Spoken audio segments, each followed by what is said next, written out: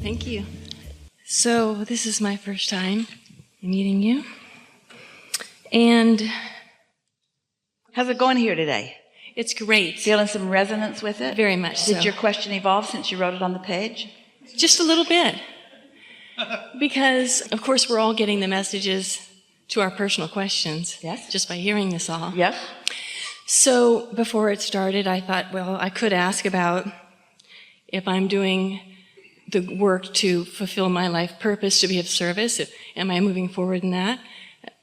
That's a question I had. Yes, but there's something in there that we want to talk about even more than the bigger question, which is, what is of service? Because we have a new definition of it today that we've never had before as a result of what we were talking about here today. You want to know what being of service is? It's having your vacuum cleaner plugged in. It's being plugged into the source so that source who is flowing to you is being received enough by you. In other words, the influence of source is resonating with you. That's what service is. And that's the only thing that service is. Source is always of service to you. And think about why. When you have negative emotion, the reason you feel negative emotion is because you're having a thought and your inner being won't join you. That's service. That's staying in resonance with who you really are and what you really want, so that if you want to feel good, you've got to find vibrational resonance with that. That's service. Humans think that service is really hearing you in your struggle, being motivated to try to help you from the place of utter disconnection. That's what most people think service is. I will suffer enough that I will serve you.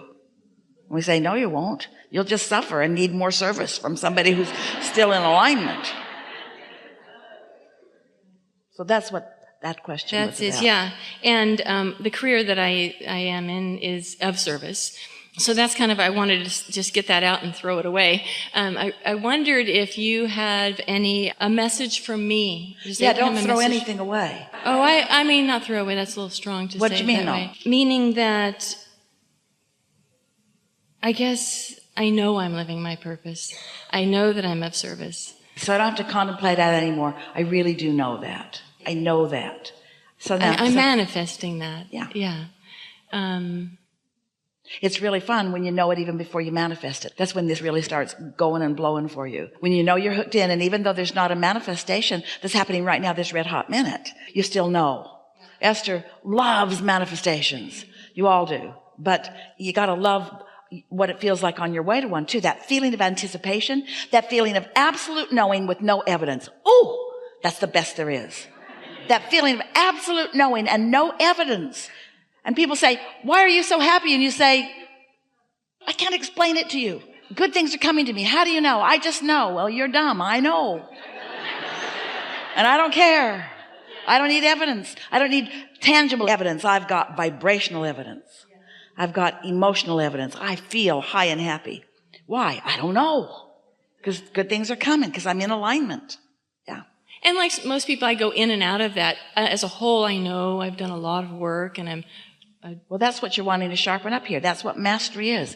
Mastery is really being aware when you're not there, that you could be there if you tried a little, that you could be there if you just focus a little, that you could apply what you know with a little more deliberateness. And the more you do it, the better it gets, and the better it gets. The more you know it, the more you know it, the more you do it, and the more you do it, the better it gets, until people look at you and they just hate you. Because your life is so easy and you're so happy. And you don't need evidence, but you've got it all around you. And they say, oh, you keep saying you don't need any evidence, but look at that. New house, new car, new love, new money, new thing. You say, yeah, it just seems to follow my happiness. Yeah. So this makes me think about, and I have a tendency to be very hard on myself. Well, stop it. I know. Don't give yourself permission to be that. You just confess to us. We don't want that kind of confession. That was my precursor to say, meditating as often as I do, is that enough? Doing such and such, is that enough to... Are you happy all the time? No. Then it's not enough. Okay. Next. So if I... So if I sit a little longer, there'll be a day when I'm happy Not all longer, the time. but more consistent, and more consistent understanding what you're doing. Don't sit like our friend was sort of describing, trying to receive a message before you're ready. Sit with the intention of quieting your mind. Sit with the intention of just letting go of thought. Sit with the intention of allowing, in the absence of resistance, your vibration to rise and resonance to happen, and then ideas to begin flowing. Understand what meditation is. Meditation is the way you let your inner being teach you alignment. That's what meditation is. Your inner being is always there.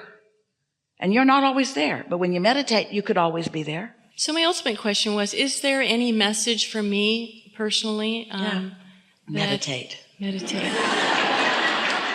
Every day for 15 or 20 minutes. And in that 15 minutes, you don't feel that you've quieted your mind. Don't stay longer, because now you're just having a battle with yourself. Get on with your day and do it again tomorrow. And eventually, you will find that quieted place. You'll know it, because you'll feel different. You'll feel detachment. You'll know. You'll just feel well-being. You'll just feel yourself wrapped round with all of this energy. I do somatic meditation, which is really going into the body and sort of breathing and expanding in parts but blanking out.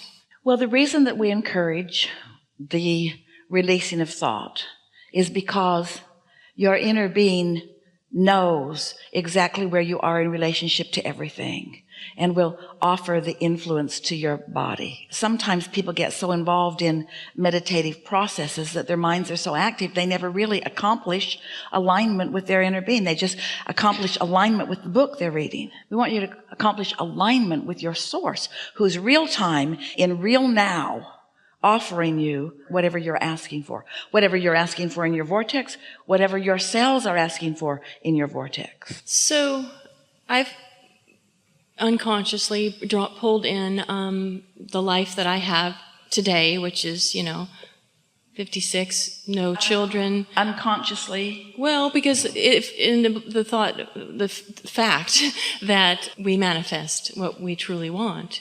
I have said all my life I've wanted to be a mother, and I've made decisions and taken action that did not manifest that. But you've also said that you want to be of service, and it's like the same thing. It comes from the same place. You see what we're getting at? A desire to be nurturing, to be uplifting, to be of value. And so sometimes you are speaking more literally than you really intend. So why is that? That I do that? For all of the reasons that we've been talking about here today, it starts with not knowing that you are more than you are. Not knowing that there is another part of you that you have a relationship with, and that relationship is what your emotional basis is about. And so a lot of people are there. Most people, in fact, are trying to guide themselves based upon what others think or what others have decided for them. But when you understand that that part of you exists, and you understand that you had long-term intentions even before you came into this physical body, and that you've been amending them and adding to them, and that there is something that you really want and that your inner being really knows about, so that your singular quest becomes now, because you've already asked and it's already been given, to get yourself into the receptive mode where you can begin to receive the impulses, then all of these questions become irrelevant. Mm-hmm. Why is it that we are afraid of becoming a very powerful self? I can personally attest to that. I have a fear about being a very powerful woman. Well, we don't believe you. We think that's just things you're making up because you don't think you are. And so you're just explaining why you're not what you really want to be by saying, I guess I don't think I really wanted to be it. There's a part of me that believes I am. Yeah. We want to ask you some questions. Okay. Because to be a really powerful woman, which is a woman who is of service, which means a woman who is under the influence of Source, which means a woman who is influencing in connection with Source. In order to be that powerful woman, these are the things that you find along the way in that. You feel joy. Do you want joy? Yes. Then you want to be a powerful woman. Do you like clarity? Yes. Then you want to be a powerful woman. Do you like insight into things? Then you want to be a powerful woman. So can you see how that's just stuff you've been making up? Maybe you heard it somewhere, but none of it rings true, does it? I don't know if I followed you. You mean all that you just said? Yes, it rings true. None of that not being a powerful woman because I don't want to be. No, it's almost like bird. I just get distracted from my mission, my this other voice and all the physical actions and things I've done to produce who I am today. But here's the thing that we want you to hear. You heard a whole lot here today, and we acknowledge that you heard it. So that all of these things that you are saying are irrelevant given what you now know. But you're still saying them because you've got the habit of saying them. You've decided that that's who you are, but that's not who your inner being knows that you are. And right now, that's not who you know that you are. So our encouragement is to no longer practice that old defeating, powerless conversation. Think how powerless the words are that I'm afraid of my own power. Have you ever heard any more powerless words than I'm afraid to be powerful? It is completely illogical. And you want to know why you do it? Because you have decided that others don't like powerful women. And you don't want to upset them.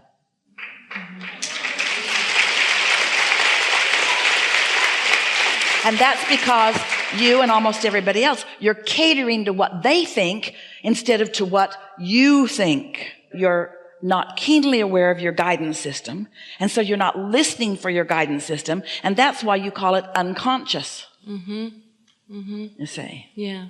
But now, feel how different things feel now, just because of the resonance that you've been feeling as a result of the conversation here in this room, and most specifically the conversation right here and now.